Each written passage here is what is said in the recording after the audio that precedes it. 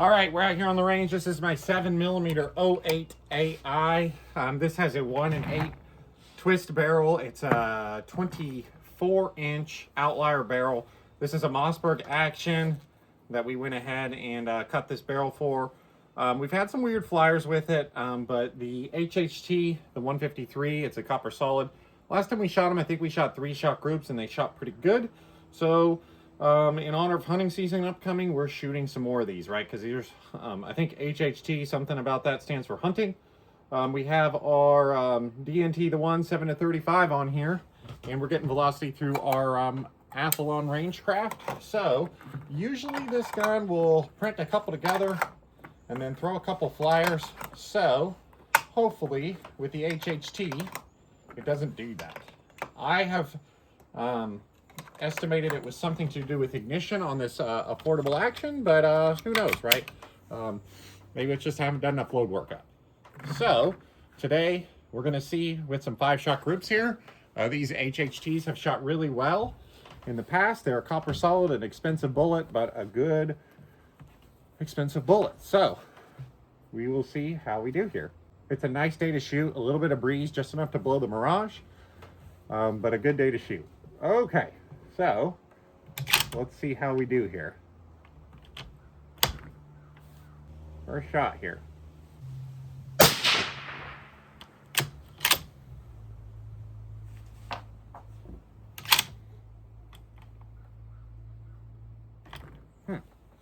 I did not think I was jamming these, but obviously we can see something happening there when I close the bolt.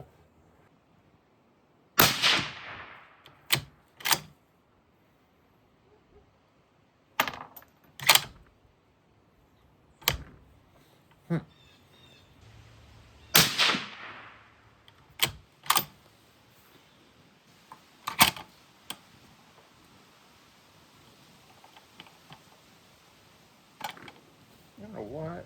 I must have too much headspace on this brass. Let me, let's see here.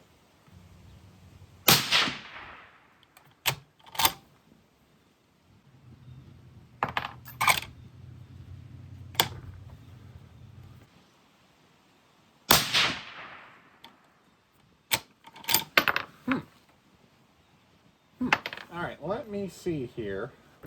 This is a piece of unfired brass that was sized in the same situation. Okay, so we must be hitting into the lands a little bit, which apparently I miscalculated. Let me go. I'm actually gonna go seat these 20 thou deeper. Velocity on those was 28.25 with a 13.5 SD. I'm actually gonna go run down and seat these a little deeper. I thought I had these measured correctly, but apparently not. We seem to be touching a little bit. All right, so I had logged that these hit the lands at 2.980. However, we had these loaded at 2.950, so what I thought was 30 thou jump. But obviously we were contacting the land, so I pushed them back another 20 thou, so 2.930. So let's see if they're going to load in nicely. Obviously we don't want these punching into the lands as hunting loads because it's hard to close the bolt.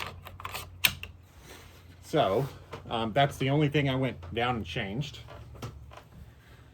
And we're going to come down a little bit on our optic too. We're going to go like, we're going to go 3 clicks down.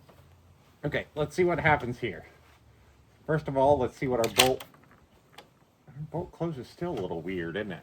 Huh. Interesting. Let's see what happens here.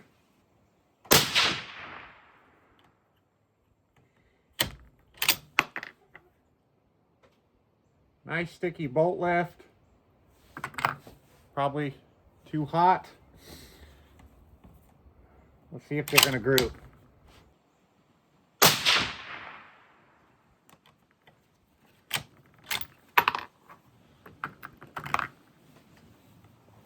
Well, better, right? Could be just this barrel's dirty too.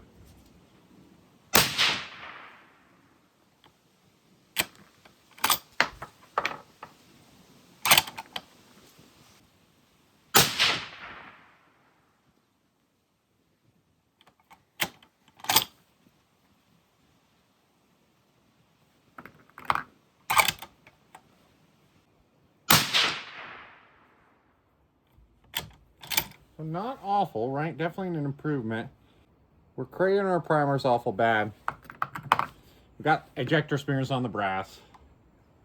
Let's shoot one at this max load here and see what happens. If it looks scary, we're gonna back off. Those we had 2834 average with an 11 SD. So not awful looking. Again, this rifle probably needs cleaned. I'm just gonna load one in here and see what it does. So we're at 2830. I did adjust the scope a little bit more downward here. So let's see what our top charge does here.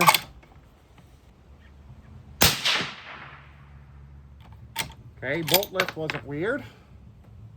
That one, the brass actually looks better on than the last one. So that's weird. We'll go ahead and see if we get the same results on the next few. I found this before where sometimes you start to get into pressure and you do the dumb thing and you keep shooting anyway, and then it weirdly doesn't get any worse sometimes, which is weird, right? Don't do this. Like, you shouldn't do that. As soon as you see pressure, you should stop. But we're stupid and we don't do that.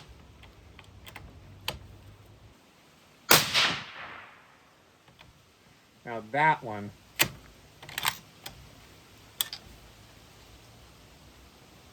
we smeared pretty good. So I don't know, we're just gonna stop. We're not gonna do any more of this.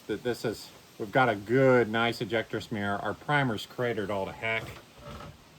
There's no point in this, right? It's my good brass, good bullets here. Like, can you see that big smear, right? And our primer's cratered all to heck. So we're too hot, which I've run into that problem. I think a lot of times with a cartridge like this that you don't